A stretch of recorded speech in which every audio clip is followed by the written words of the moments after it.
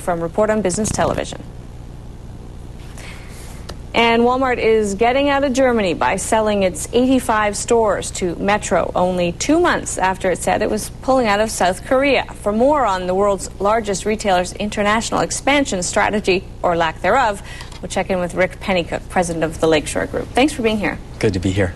Is already today I saw some commentary from people saying this represents a failure, that Walmart can't achieve the growth that it hopes to if it can't achieve international expansion. How serious is this? Well, it's very serious, but I think what's happening is Walmart is running into cultural and legislative problems, which I think a lot of people expected over time.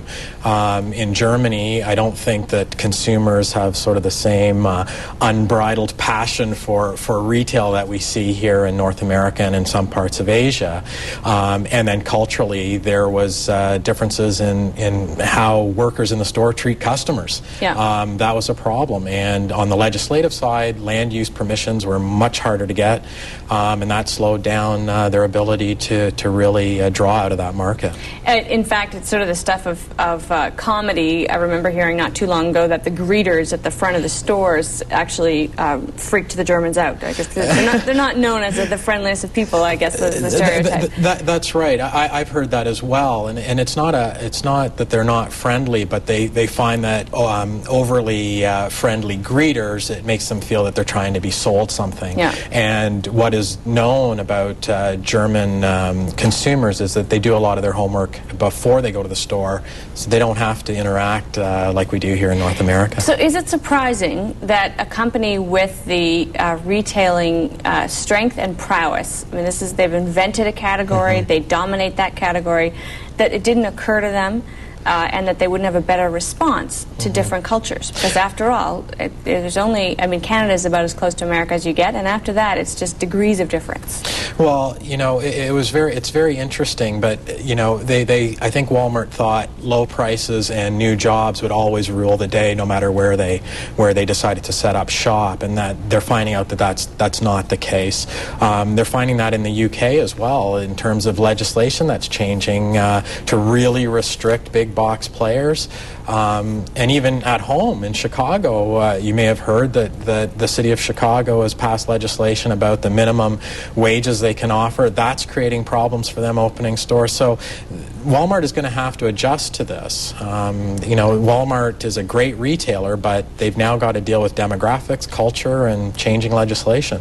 So when we think of, they pulled out of South Korea, they pulled out of Germany, I saw the list of countries that they're still in. Yes. And it's lengthy. Yes. But to what extent do we now worry about their future growth? How much of it was predicated on international expansion? Oh, well, a lot of it. I think that they're pretty much at the max now in North America. A little bit of room left.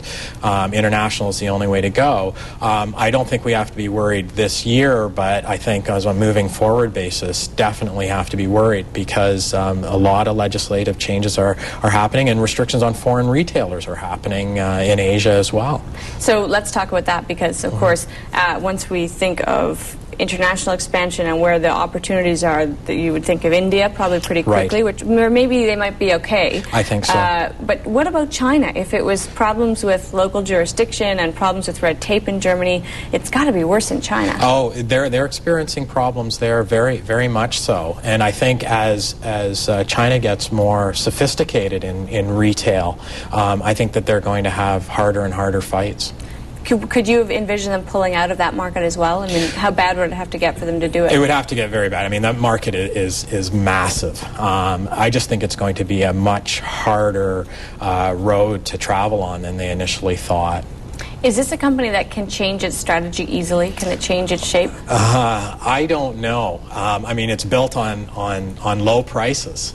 But that doesn't seem to be always the deciding factor in these foreign markets. And so they have to get very knowledgeable about the local situation and being able to change their model, and if that affects their pricing. That's the problem or the difficulty that Walmart is going to have. Is this I think of Coca-Cola when I think of a really great brand that's been exported from the U.S. to around the world. Yeah. But even it has seen international stumbles. Is it, when it comes to retailers, fairly common that it doesn't translate well to another country? Oh, I think so. They always have to make adjustments.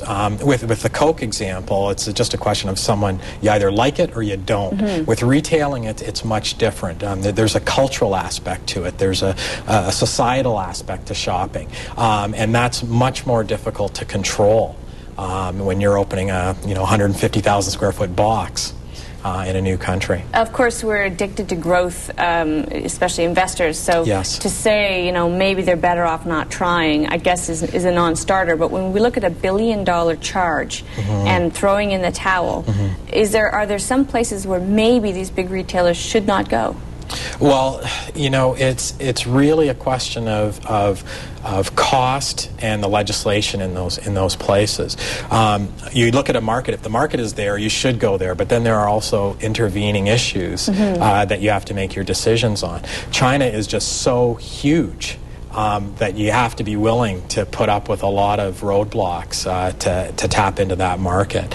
So I think you have to look at it on a country-by-country basis and look at it year after year.